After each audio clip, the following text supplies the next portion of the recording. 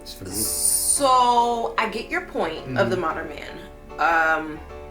My experiences with online, because that's what it is. Yeah, I don't know. School me on what might be the definition. The modern man is the simp. That's the house dad. That's the person. He may contribute to the household financially, but he's the one making less than the woman.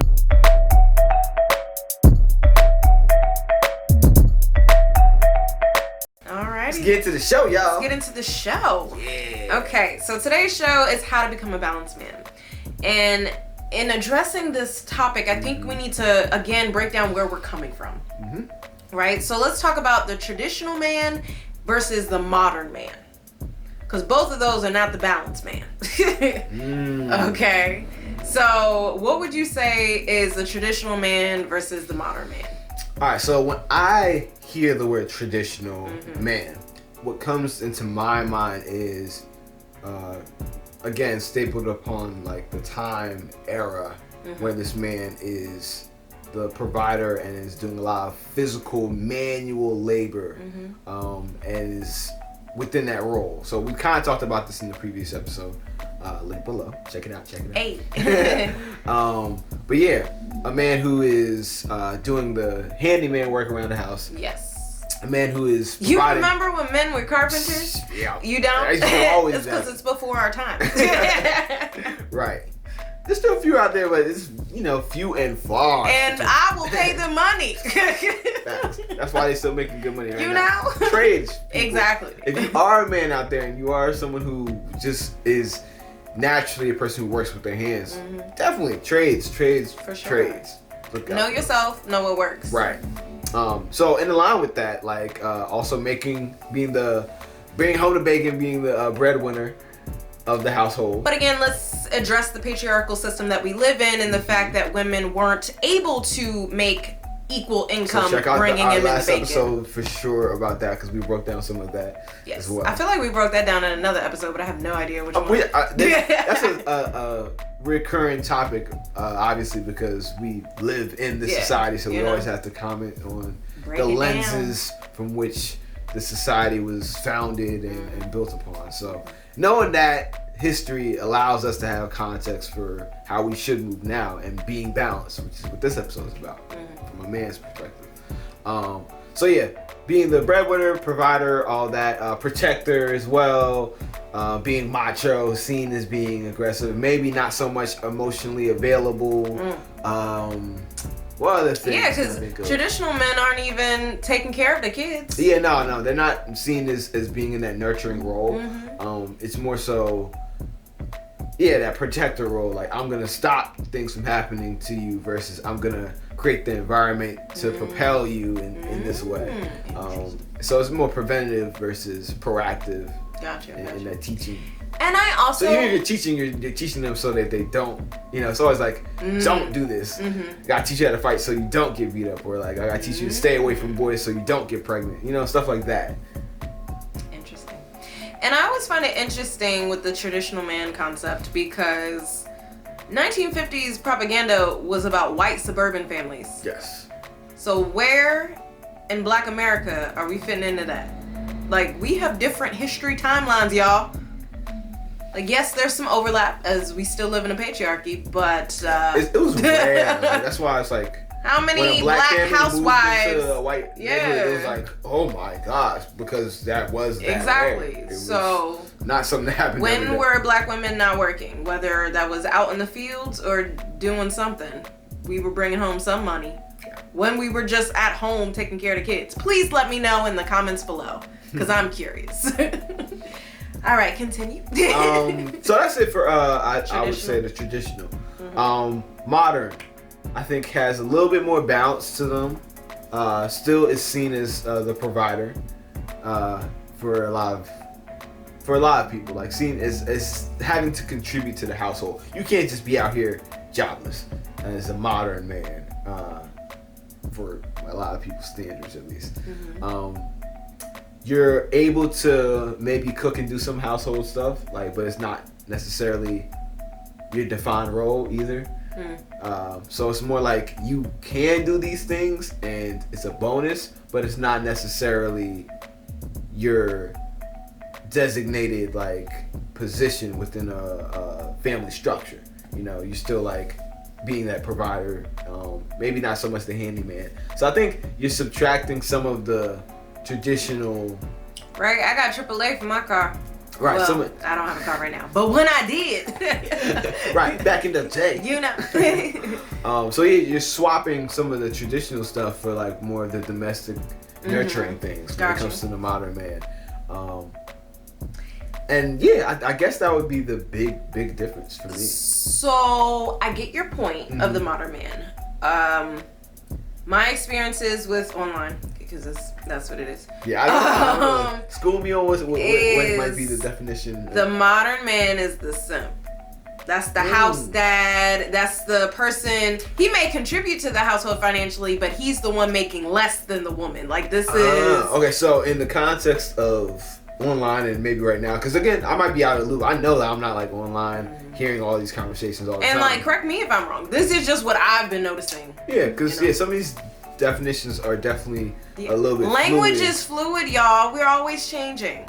So yeah, that's why we like to have these conversations, especially in long form, so we can break these things down versus just having like little quick conversations and being snarky at each other. Mike Tyson hitting the mic. My bad, y'all. Hopefully your ears are not hurt from that. But yes, it's like this allows that space to have that conversation. So in the context of maybe right now, the modern man is seen as an equivalent to a simp within the relationship. They were calling Russell Wilson a simp because he was like the football player. Yeah, Sierra's husband. How? Because he said he was scared of losing her. I'm confused. We just need to. This is, if you think Russell Wilson is a simp, this episode is for you. Well, I mean, what did he? I'm confused. Yeah, I don't know what behavior he did that. He just said he was scared of losing Sierra. Okay. Like, a lot of men. Like, you don't want to lose your life partner. I need more evidence, y'all. It's just because. All right, so okay, break it down. Okay, so traditional men are more solely in their masculine energy. Okay, that's their dominance. They barely have any connection with their feminine energy, right? Whereas the modern man is more solely in their feminine energy. They're not exhibiting as much of the masculine energy, right? So it's opposite ends of the spectrum. Okay, so people are viewing Russell Wilson as the modern man, whereas they're viewing Future as the traditional man. Okay. And a lot of people were calling it out and like, y'all who have issue with Russell Wilson were raised by someone like Future. So that's a longer conversation, and I didn't even intend to bringing that in. Okay. I just thought about it. All right. I mean, we'll have to, I guess, revisit that because I don't know the whole story of how this came up. But just from what you described, that's really stupid. People have normalized toxicity. We don't know what healthy relationships look like. We don't know what balanced men and women or balanced relationships or balanced people look like. Like, again, this is why we're doing this series. Right. Because I mean, and I've talked about it before in the podcast. I went to all boys high school and I saw like a lot of actual great leadership qualities within the men and young men I was around. But I also saw some moves in the hood. It's Newark, New Jersey, dog. Like, yes, there's gonna be some toxicity within that as well. So I think going back to the point of the larger society, just like how I back then thought that the pairing of that assertive man with toxicity had to be merged, I think a lot of people in a larger society think that as well. So it's like when they see that assertiveness, that's attractive to women and anyone, like anybody that sees somebody who's assertive, going for what they want, that confidence and masculine energy. They're like, oh, that's something that's you're gonna be drawn to that no matter what. But that doesn't necessarily have to be paired with disrespect or disregard for one's autonomy or space or boundaries and none of that other stuff. It can be healthy. It can be like, oh, I want this. Oh, you don't want that? That's cool. You're missing out. I know what I'm doing.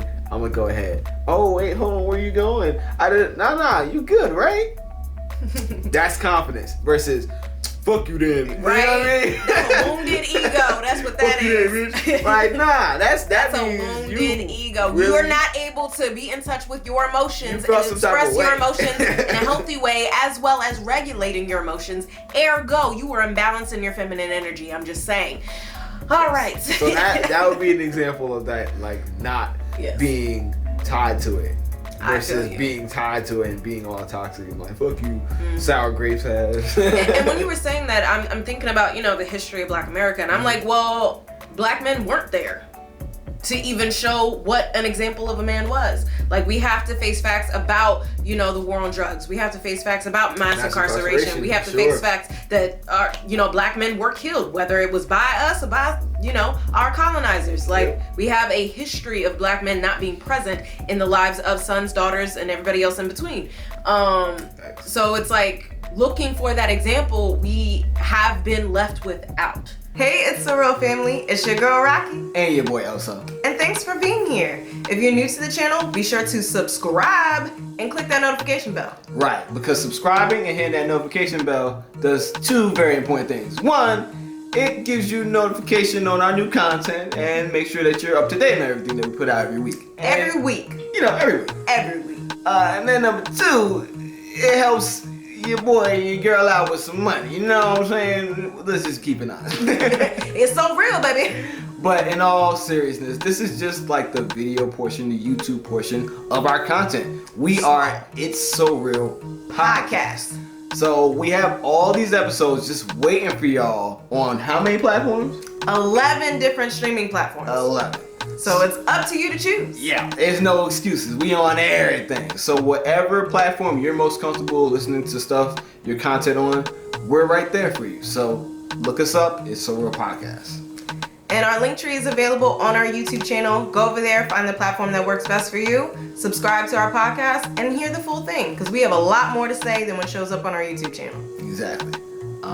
With that being said, check out the rest of our videos while you're here. And be sure to subscribe. All right, y'all. We'll catch you on the next one. Peace. And love. Always.